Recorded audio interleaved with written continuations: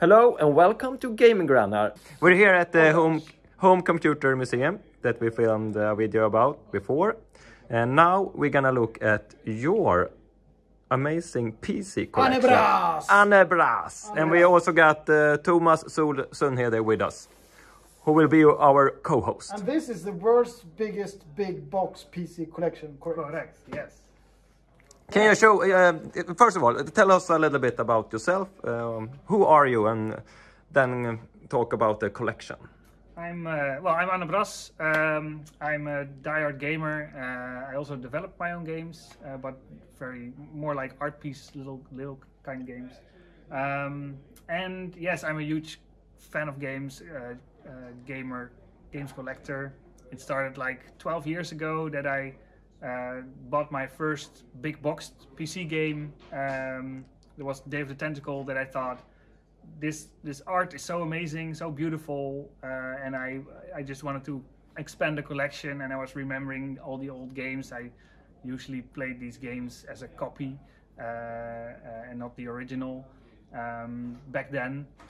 And I thought, well, what would the original boxes look like? And I remembered some of them in the stores, and I thought, and it was already in a period where a lot of people were throwing them away because they take in so much space.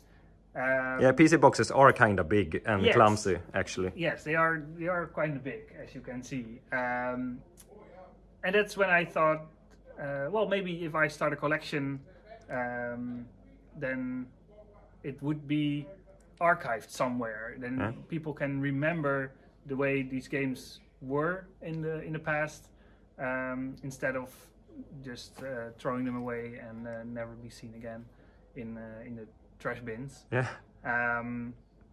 So yeah, I sort of made it my mission to collect every big box PC game there was, which was that's an impossible mission. And it's impossible. Do you even know how many PC games there are? No, there's like... not at all. There's not a list of all of them. There are always games missing. But we talk about like 20, 30, 40,000. Nobody really knows. Exactly, I think it's more than 40,000. Yeah. And what's here in the collection is just a fraction of that. It's around 2,200 games you can see here in the collection. But these are all these are your games. Do you have more games at home, or have you brought every game you got here? My entire collection, all the individual big box PC games are visible here on display. Yeah.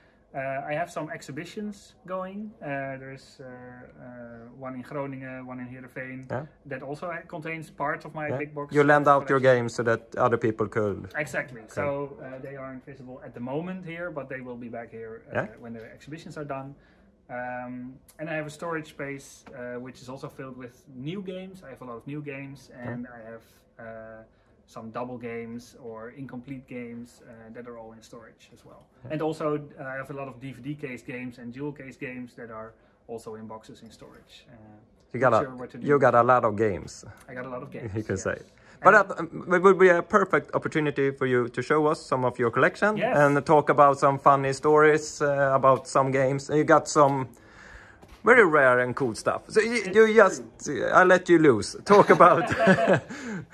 we got like 20 minutes. We have a lot of time, but. So give us the good stuff. I think one of the most difficult parts here was, how do I organize it? Yeah.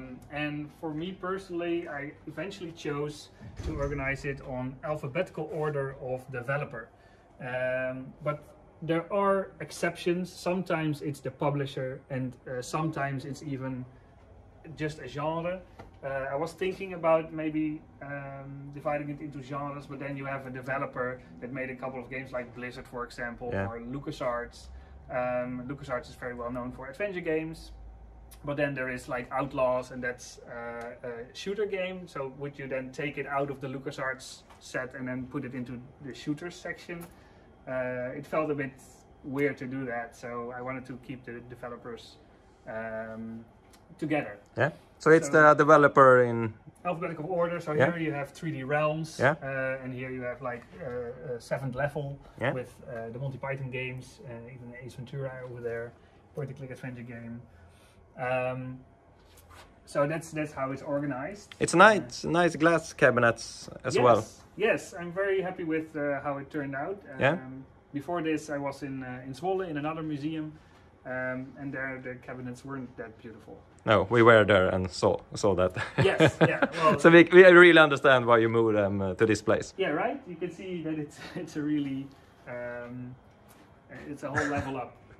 Here's Thomas. Me and Anne Braas. And Anne Braas. It's your double. So I stand on the other side. He's a little bit shorter than you, I think. Well, this is the more cockier one. The cockier one? Yeah, the cockier one. No, this is a silent bob. He's ignoring you. The silent bob. I like that one. Maybe the J and silent bob in one picture. And here we have Interplay. I like that game, Black Hawk. I played that on it's actually the one SNES. of the origin games. Well, first it was Lost Vikings, but then Black Hawk is an amazing game. It's like they say on the box, it's like Prince of Persia, but done with a shotgun. Yeah. And I like the special move that it does. Yeah. That's the... I love that. It's a great atmosphere in that game as well. Yes. You're kind of tense. I mean, it's also available for Super Nintendo and... Game Boy Advance there was support to also. Multiple platforms. Do you have... yeah? You have the StarCraft boxes. This is all of them where they... In the middle you see the faces connect with each other. Oh, wow! That's so smart. What's the difference? Yeah, you have the different heads on the front, and in between you see actually every box has 3 heads, and in the middle they connect with each other to make a complete head as well. But inside it's the same game? A displaying. Is it the same game or is it the same game? Yes. Yeah. Yeah. Cool. All the collectors. I like that cover. I don't know if you see it in the camera, but it's like a 3D effect going on. Like a hologram. It's a mouse mat in the box. Of course. I have no mouth and I'm screaming. It's a point-and-click adventure game. Actually, I think it's not even sure if it was legal for some countries. It's kind of have you played Zed? Yes, I have played Zed. It's actually a PAL exclusive for the Sega Saturn. Ah, really? Nice. They probably got some Diablo fans looking at this. Yeah, and the one standing out is Hellfire, because it's a game made by Shera, or published by Shera, and not Blizzard, which most people would think. And Warcraft, of course. Warcraft. And there is one box missing here. It's in an exhibition at the moment, but it's Warcraft, the adventure game. Warcraft Adventures, Lord of the Clans. Yeah. It also came in a box, and pretty hard to find, but it's not... It was made by Blizzard, but it never came out. But it leaked, and then fans made a box for it. Okay. So it's kind of a unique... here we got more newer Diablo as well. Diablo 3. Collector's editions. Resident Evil. Warcraft. I like the covers for the Resident Evil games. Yes. There are so many beautiful covers out there to talk about. Yes. And let's see, here's the only PC game I ever bought, Team Hospital. Oh, really? I played it on my dad's laptop from work, and it couldn't handle it very well, so it lagged all the time, but that's the only... I'm surprised that it couldn't handle it, because Team Hospital usually... It was a very bad computer, I think. Okay, it could be. And Earthworm Jim, nice covers. Yeah, beautiful covers by Dr. Napel. I'm an even bigger fan of The Neverhood. Yeah. It's a claymation game, also a sort of adventure game, but it's like stop motion, and you go through actual handmade clay scenery. Oh, I love the Pandemonium. Was an early game on PlayStation 1, I remember. Yeah. So these are the same game, but this one is for sale in Asia only. Yeah. Do you know if it was released on the PlayStation first, or then released to PC, or if it was the other way around? I'm not sure. No? We should have to look it up. Yeah. There's a PlayStation game as well. Yeah, it's because it's the same artist who worked on it. So this is sort of like an artist little corner. Just to make the story more complete, I guess. Yeah. Cool. Yeah. I played Interstate 76. Have I played it? Yeah. Yes, I have. Yes. No, I haven't. It's an amazing game. It's like Combat cars in the 70s or something. But I also saw We will probably jump over a lot of games. We cannot film everything, but you got some Mega Man X games. I didn't know there was Mega Man X for PC as well. Yeah, this is actually, you see a Mega Man X and a Mega Man X3, and also you see here a Mega Man 1 and a Mega Man 3. Yeah, no twos. But the parts 2s, they didn't came out in a big box. Okay. They never came out in a big box. So this is actually an ongoing set. Question. Never play these on PC. I mean, the first 2 games are horrible Mega Man games. The worst Mega Man games you can ever find anywhere. Some people may have nostalgic feelings for them because they have them back in the day, but for me, no go. A thing you quite notice very soon when you look at different big box games is that every box has some their own measurements. It feels like their own size. Do you know how many sizes are there? If you look here, you see that game I can get that high, and that's a little bit higher and lower. How many? I think it's infinite sizes, and but I think that there was for European boxes there was a sort of European standard. Okay. You can see that with the Tomb Raider box here. Yeah. I think that was a standard in Europe, and you see that size in many other boxes as well. Like all these boxes are the same size. Up here. This one, probably here. So it must be hard for a collector to know exactly how to sort them out when they don't look the same. This is all idols, so yeah, of course. Works that way. But yeah, it took a lot of time to sort it all out. Mortal Kombat. I'm a big fan of Prince of Persia. That is that box was very cool. Yeah, it's like a sort of triangle kind of. And they did. There's Prince of Persia 2 had the same box, the same kind of box. Only upside down, shape-wise. Let's do something new. It was the first game that used rotoscoping, which is amazing. I should talk about Mini Prince. Is a game that I developed myself. It's a fan game of Prince of Persia 1. On an SD card, I can see. Yes, this one is on an SD card, which has the sticker of a floppy disk. Yeah. But it's like an ASCII game, which is a fan game of Prince of Persia 1. And you can play the entire first level in ASCII style. So just a little face. It's like this big on the screen. Hence the name Mini Prince. Cool. Have you found anything else here? I'm just thinking about UV light, and you know some boxes are really, the red is not red anymore. So do you have any problems with that, or do you have a special glass? Or special glass in the windows of the museum themselves. Nice. These windows, yeah? Exactly. And I even think they're planning to block it off as well. As a second. Just to minimize the risk of getting faded. But this is UV blocking glass in the museum windows.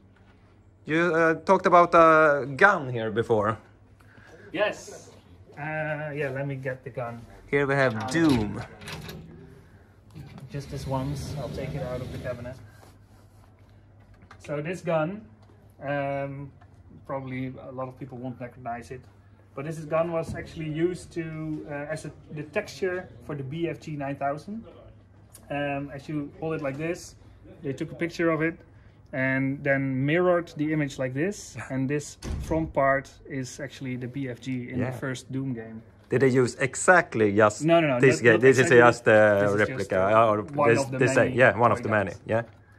Yes. A cool story. But it's a cool story, and it's definitely worth displaying. But this cover art for these Doom boxes is really nice. It's amazing, right? Yes, this is Sigil. Here's the collector's edition. This is the Beast box.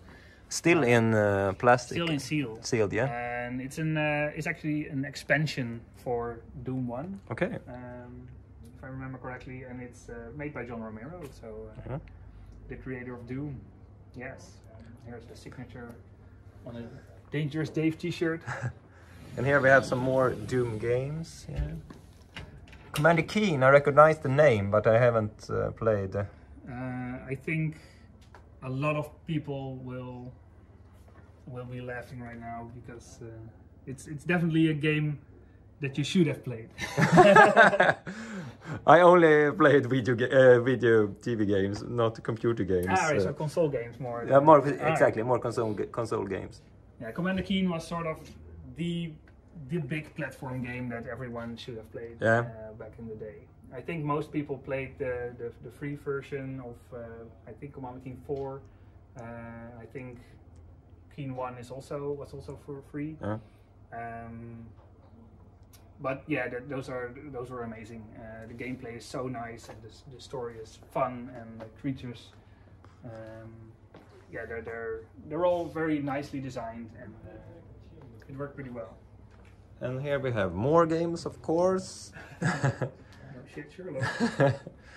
So these games are kind of popular, I know. Larry. Yeah, this is the 3 Shara cabinets I have here. So this is all filled with Shara games. This is the origin of Shara. Where it all started with, and so yeah, then there's Let's Shoot Larry, Goblins was still from Coctovision. Do you have the first game? The first Adventure House? yeah, Mystery House. Mystery House. Yes, I have it. It's normally here, but it's in an exhibition. So what's the value of Mystery House nowadays? Because I saw an auction and it was like crazy. I can't tell for sure. It's going up every day. It's like 10,000 euros or something. I'm not sure if it might be. At least the auction I looked at, but yeah, it depends on if it's sealed and or new, or if it's graded. And But is it really uncommon? When it's graded, I find that ridiculous. But yeah, but you can find it. It's not impossible to find. It's not impossible to find. You can still find it every once in a while. You see it online, but yeah, it's expensive and hard to find. And behind you we got Simcity Series. Yeah, there were some variants, Sim Ant and yeah, Sim Isle, Sim Sim Earth, Night, Sim Tower, Sim Town, Sim Tunes with the harmonica in there. It's really nice. Yeah. And here's the SimCity, the first SimCity with Godzilla, but because of copyrights, it wasn't possible to print with Godzilla anymore, so they made a new box with a tornado. So this one is a bit rarer than the other one. Yeah. But still quite easy to get if you're lucky, if you're searching, and if you're a collector, you know the ways to find. I haven't really played SimCity. I watched friends played it. Okay. But someday I should. Which SimCity, if you would recommend me to begin with a SimCity today, should I play the first one, or 3000 or 2000? I think 2000 is a very, very good one to start with. I like 2000 very much, mainly because it's still very playable today, and also the graphics are really beautiful for that time. Yes. Anything more here you want to mention? Well, here's a funny one. Is Creatures. Might be interesting. There's the game is actually on the CD-ROM, and it's like a Tamagotchi kind of game where you we have like little creatures that grow up and you teach them things. But there's a diskette with the game where you keep all your eggs on, so you save your creatures on the disk, which is kind of unique. I feel we can. It feels like we can do a video here for like 5 hours if we would have the time. We can go in depth with every game here, and I would love to talk about all of it. Probably some people will say, "Why didn't you film that some more?" But here's a quick. You have to come here to. That's David, look at the last shelf. The last one is interesting. Let's go. With the weird ones. Nice. What have you found, boys? Well, he was talking about the trilobite, the stone kind of. Yeah, it looks like. I just bought it because this is the trilobite company. Yeah. So I bought it just as a little decor kind of thing. And I was just talking about the Command & Conquer series. Yeah. We all know Dune, and Dune was actually sort of the start of the strategy genre. Yeah. And for me, my favorite strategy game is Command & Conquer 1. But I think mostly the DOS version, not the Windows version. That was the first one I played. So. I played it on PlayStation 1 with a with a controller. It wasn't That's actually a different game. Slightly. Yeah. I'm not sure if the story is similar. but the graphics and the gameplay is kind of different. And the levels are also different graphics. We have to show, you have to talk about these parody games. The X-Fools, Star Warped, and what? Yeah, Microsoft, Wind Blows, 98, yes. And Pissed, of course. And Pissed. Pissed. 4 million people have trashed the island, now it's your turn. What do you do in that game, Wind Blows? I think Wind Blows is actually, I don't think it's a game. It's actually like Windows. In a funny way. In a funny way? Yeah. You have like weird windows that you can drag and drop and things you can open and 2 people that are talking to you.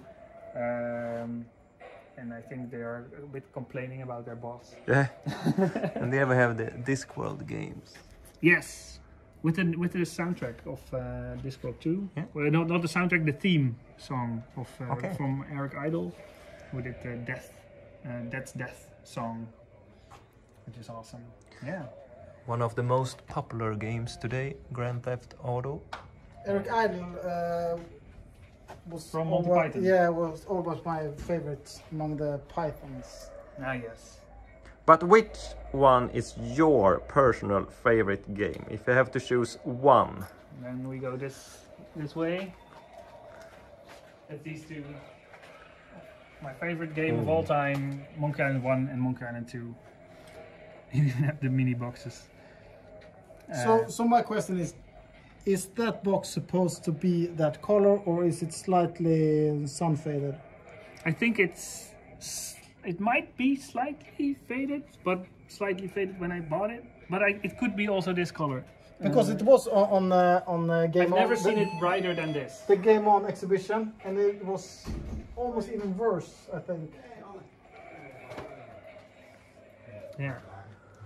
Full but throttle. I think it might be sensitive. It's not popping out. It's like.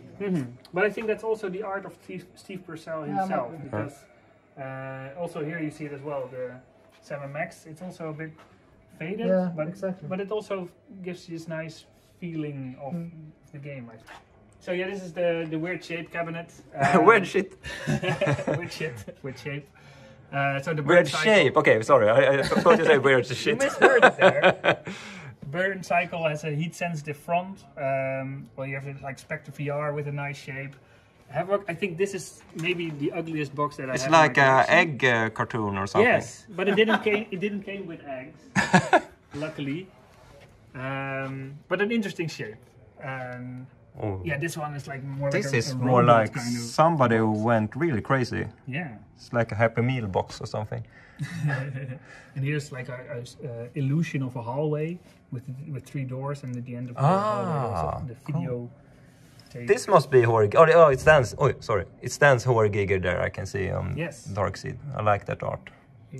And here's a cool one. This is the clockwork box of the 11th Hour, which is the sequel to the 7th Case. Oh, is it VHS? Yeah, VHS. It was behind the door was the VHS tape of the making of. Cool. Yeah. I like VHS tapes. Dune is a hot topic nowadays, of course, because of the movie. Yeah, I'm gonna see that very soon. Have you seen the new movie? I've seen it. And is it as good as they say?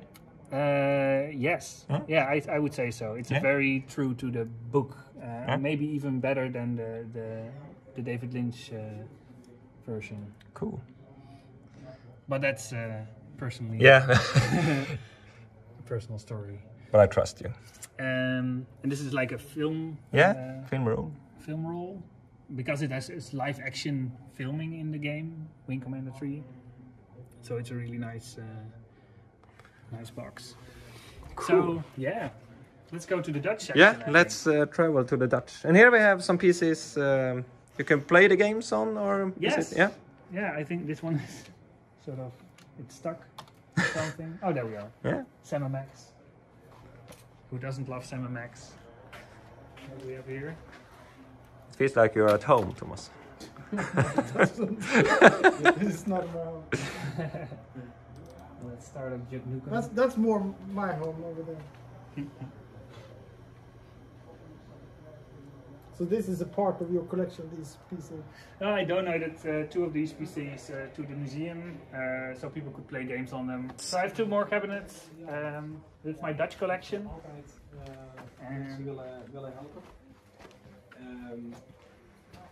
It's over here. Yeah. I could fill more cabinets with Dutch games, but I gained 2 of the museum to fill, so I had to do it with these 2. You should be proud of the Horizon Zero Dawn Yes. games as a country. I do have the collector's edition, but it didn't fit in the Ah, okay. And I love that game, Nuclear Throne. I played it a lot. Yes, it's very popular, especially outside of Holland, the Netherlands. I think it's even more popular than in the Netherlands itself. But yeah, Flambert did a really great job for 10 years. Yeah. It sadly ended after 10 years. But the games they made were very unique. Yeah. And yeah, some And the other Blob, games. I remember for the Wii. It was a game everybody played. It felt like someone. It's funny that you mention it. Like this is the original Blob version that was made at school. Okay. And there were friends of mine that made it. Yeah. We were in the same year, in the same school. So it's funny that it got so big in the end. And there we have Suske and Viske. It's Suske like and Viske. Finne Fiffe in Sweden. Exactly. I think it's called. It's really hard to find this one. Yeah, I haven't never seen that game before. Yeah. Is it good? Have you played it? I have played it, and it isn't that good. I suppose it is a platformer. It is a platformer, but the gameplay, it feels a bit off. So the controls aren't that nice. Yeah. But it looks good. Yeah. And it's okay. It's okay. But not really recommended. The Pazuru one is much more recommended. Ooh. You can create your own levels and you can share it with an HQ code. Yeah. Also made by a friend of mine, so it's cool. Cool. Do you have anything more you want to talk about in this cabinet? Let's see. Here's a nice little one that nobody knows about. It's a snail racing game where you have to go last over the finish line. And it was like a brand game for a beer brand. Okay. So it was fun. And there's the other cabinet of Dutch games. Yeah. So this is everything from Triumph Studios. They donated it to me. It's like 20 years of work. Wow. I remember playing that Overlord game for the Xbox. It's quite a good game. Especially, I love the first one the most, I think. All the orcs, so what do you say, in different color. Kind of a little bit like Pikmin in some way. A little bit like Pikmin, yeah. I think so. But on its own way. This is very Dutch. This is Davilex is like the big Dutch company that used to make games back in the day. This was like educational games with Red Cat. Amsterdam is a bit like Doom, but then in Amsterdam. Yeah. And you have A2 Racer, which is a racing game over the A2. So you drive your car over the A2, which is a Dutch highway. Which usually people are annoyed about the Dutch highways because of traffic jams. And here you can race over it. So it was a fun game. Cool. So everybody knows A2 Racer in the Netherlands. Yeah. It's like and Red Cat. I think Thomas knows about these games. Yes, Jackrabbit. Just Jackrabbit. Yes, it's I'm a huge fan of Just Jackrabbit. It's mostly known as the Sonic for the PC. And it's made by a Dutch guy, Arjan Brusset, and Cliff Blasinski. But Arjan Brusset was the programmer of the game, and so yeah, this is just one shelf of my Just Jackrabbit collection. I have world's largest Just Jackrabbit collection. I can fill 3 whole cabinets with just Jackrabbit. Cool. And here's The Boys Without Brains. Flimbo's Quest is one known Commodore game, and Hawkeye with parallax scrolling, which was pretty unique at the time. Cool. And we go down here. This is Black Onyx. Was made by a Dutch guy, but in Japan. Like an RPG kind of game, pretty early. Yeah. CDI games, and here's some MSX games from. Yeah, and down there are some more. These were very known. Acrosoft was very well known for copying games. So here's like Pac-Man, but it's called Oh Shit. Oh shit. And here's Frogger, but it's called Hopper. So yeah, they were very good in copying games. So yeah, that's thank it in a you very nutshell. much for showing us your collection. No problem. If you want to come and look at it in real life, you have to come to Helmond in the Netherlands. The Home Computer Museum in Helmond, the Netherlands. Anne Bras, our man. Awesome, very fun and good to meet you. Great guy, Anne Bras.